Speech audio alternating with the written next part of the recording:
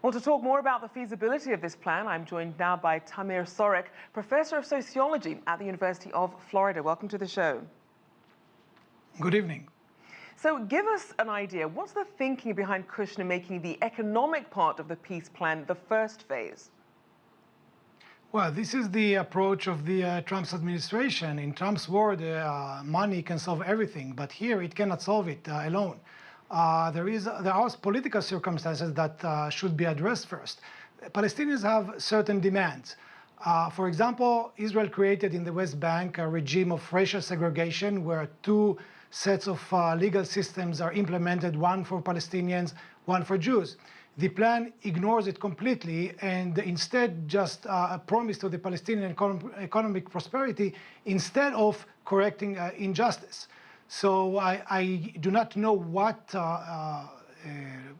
led them to discuss the to put aside the political issue and discuss only economy when it is very clear that only a political solution will enable economic prosperity. So looking at the plan as it is laid out, who would you say are the biggest economic winners and losers according to this blueprint for growth? I'm sorry, but I do not think that this is an important question, because the economic goals will not be achieved without the cooperation of the Palestinians, and there is no single Palestinian, or at least an important Palestinian leader, who can accept this plan. There are serious issues on the table: the issue of the occupation, the issue on the siege on the Gaza Strip, the issue of the Palestinian refugees from 1948, the status of the Palestinian citizens of Israel. None of this is addressed in the plan. So we are talking here about a hypothetical situation when, as if the Palestinian economy exists on the moon, not under Israeli military occupation. Now, while you might not agree with the question, this is clearly a question that the Trump administration is posing. So you have the critics of the deal, including Jordan's prime minister, saying you can't have an economic deal be a substitute for a peace agreement between Israel and the Palestinians. But then also prior attempts to broker peace deals for decades have also not worked. So then where should the dialogue start? Well, ironically, the previous attempts were more serious. The Oslo Accords was signed in 1993, that has its own problems, at least recognize that there are issues that should be discussed, that the issue of a Palestinian state should be discussed, that the issue of Palestinian refugees should be discussed. It was on the table, and it was agreed that these issues at least should be discussed. Here, they are completely ignored as if they do not even exist. So having no Palestinian or Israeli officials actually at the table, does that affect the goal at all?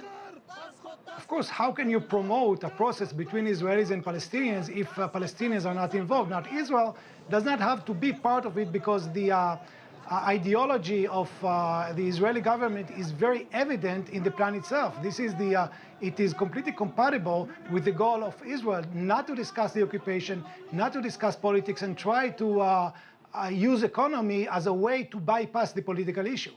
Now, we know that Kushner told Reuters that the Trump administration is really expecting the wealthy Gulf states, European and Asian countries, as well as private investors to foot the bill for this plan. Is any of that realistic at all? They might invest money, but this money will not bring stability to the region. Stability will be achieved when justice and equality will be maintained in the country. So they might put their money, but again, this is not an important question. Well, as I keep bringing this back, this segment is actually about the peace plan that was laid forward, and it just so happens that it does start with the economic layer. Whether you agree with it or not, that is where we're at. So if you're looking at some of the challenges that are raised by the plan, being that we already understand that this is not a question that you agree with, but this is the situation that we're in. So what are some of the biggest challenges if this plan were to move forward that would be facing? Well, first, the big challenge is that there are no partners on the ground to work on it. In order to ignite the process, you need Palestinians to work with the plan that aimed at creating prosperity for the Palestinian economy, and you don't have it. The second thing is that Palestinian economy does not exist on the moon.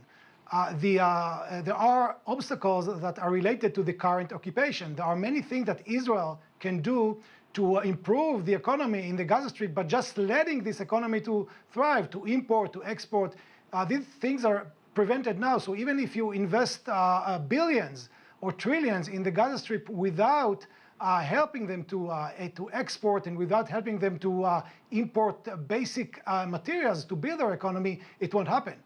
All right, thank you so much. Sociology professor Tamir Sorek there from the University of Florida.